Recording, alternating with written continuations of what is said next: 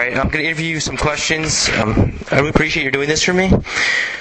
Alright, first of all, so you came to WWF around when? Like 85, right? Okay, so that's the same time your brother Randy came in? Okay. I was a throw-in. They said they didn't have a place for me. I didn't care if I had to bring the jackets back. I was just gonna, I believe that water finds its own level, and if I had anything worth seeing, they would see it. So you have like some victories over Jose Estrada, Barry Horowitz, Jim Powers, Mark Young, Coco, Tim Horner, Hogan, Jim Neidhart. What would you say was your career highlight, beating Hogan on Saturday's Main Event? Alright, anyways, I was in the middle of mentioning some of your big victories. What would you say was your career highlight? Was it beating Hulk Hogan on Saturday's Main Event, or what would you say? It was beating Hulk Hogan on Saturday's Main Event. That was on October 31st. And it aired in November, right after the Survivor Series. Right, they aired it on the Thanksgiving, and then even more special. Oh yeah, that's on YouTube. You and Mr. Perfect hyping up, what was it, the MSG match or something from January '90? Yeah, it's also on my website, LannyPoffo.com. Okay. Also, by the way, if you ever would want some of your matches, I have a lot of stuff. I can email you my list, and I'd gladly send it over to you if you like. You have Lanny versus Bob Orton? I think I actually do. Is that from like '86 or something? Yeah, if it's the one in Toronto, that would be great. I'm not sure. I gotta go check which ones I have. I'll email you the exact listings I got. All right. So you started managing Mr. Perfect around when? Was that September, October '89? The Genius after, yes. Okay. So, what was the next question? We were talking about how you turned heel and became the Genius. Well, what happened was they were going to fire me as leading lady. I'd been there for 5 years. Okay. So I go to Boston, and everybody's, well, the entourage is there, and they bring me into a room, and they tell me they're going to fire me. They said they have too many baby faces, we need heels. So I said, why don't you make me a heel? And Chief Strongbow says, you can't be a heel, you're too good looking. So I said, well, you're a baby face, and you're the ugliest man I've ever met in my life. You know Strongbow? Yes. Yeah, well, he's the ugliest man I've ever met in my life, and that's before you meet him. Okay. I said, I guarantee you I can be a heel. And so Ben said, well, why don't you try it tonight? So I had to do a poem before every match. That was my gimmick. So I said, my name is Lanny Poffo. I always know what's up. The Bruins haven't got a chance to win the Stanley Cup. The people went berserk. The Red Sox haven't won in years. I hope they never do. The Celtics are a travesty. The Patriots are too. So then a fan jumps in the ring, and I clean it up. Wow. Because you have to be careful. They don't know what's not real. Was this the match against Jim Powers? I don't remember. Okay. It was, I did the same interview again when I became the Genius, and they still got a bet, but I did it before. Okay. Before I became the Genius. And I think I did it against Jim Powers for the second time in Boston. First one was fighting for my job with no gimmick. Second one, I did it as the Genius. After I got, so when I got my, finally got my gimmick, then I did it again. Then when I went to Omaha, Nebraska, I told a poem about the Cornhuskers. So I thought to myself, this is easy. You know, I can just find out what the people love and just kill it. So, Yeah, draw some good heel heat. what's that? Draw some good heel heat. Cheap heat. Yeah. But is there any other kind? Look, when you're not real big and you've been a baby face and you get, and you know, I had for 6 months I had a pretty good push, but then they got rid of George Scott and he was the booker. Okay. And then I started losing. Actually, David Sammartino and I were in the same division. When George Scott left, we were both losing. The only thing is, he lost his first match to win and told everybody to go do themselves. And I stayed on because I was married and had a daughter. Okay. And if I could have made more money somewhere else, I would have. But since I couldn't, I just did this. And I started losing a whole lot of matches.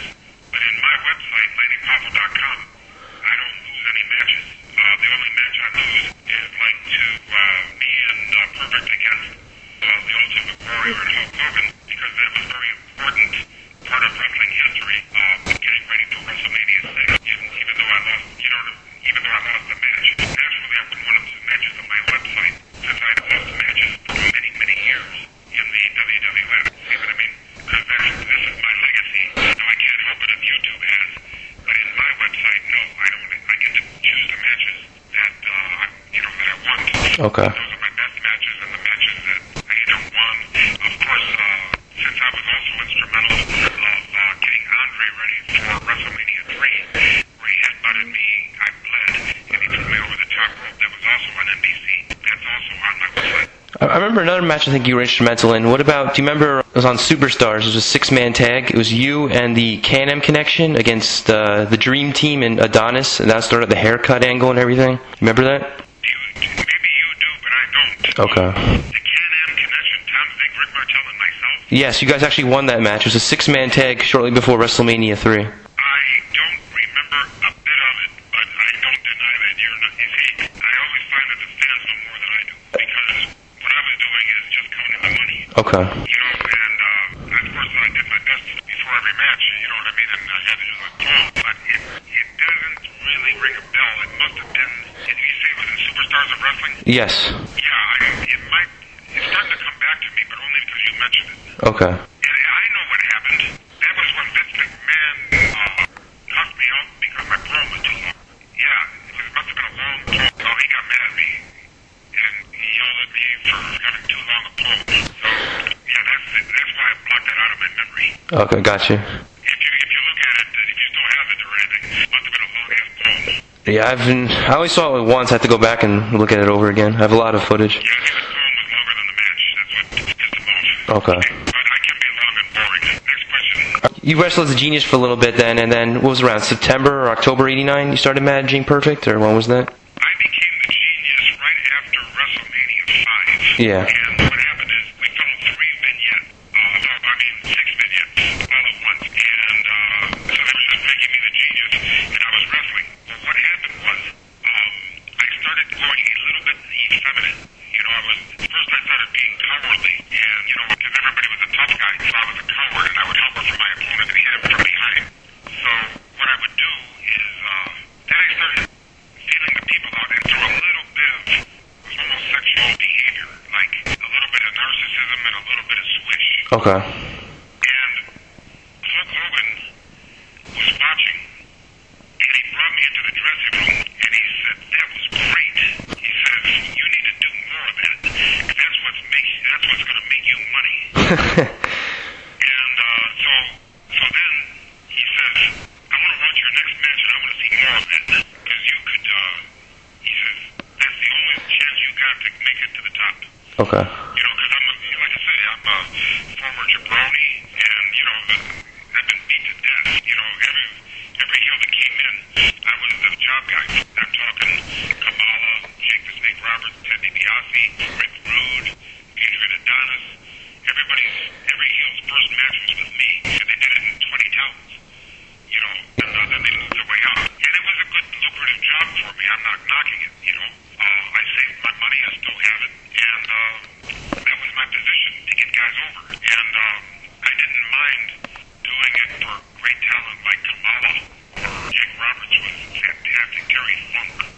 All those people, they all thanked me, and they all were nice about it. You see what I mean? Yeah. If I'm going to do a job for you on TV, you got to at least be polite, you know.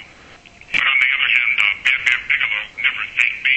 I thought it was horrible. I couldn't wait to be done with it, you know, and he's like, in my opinion, the worst talent that ever got a big push. But that's just me. Okay.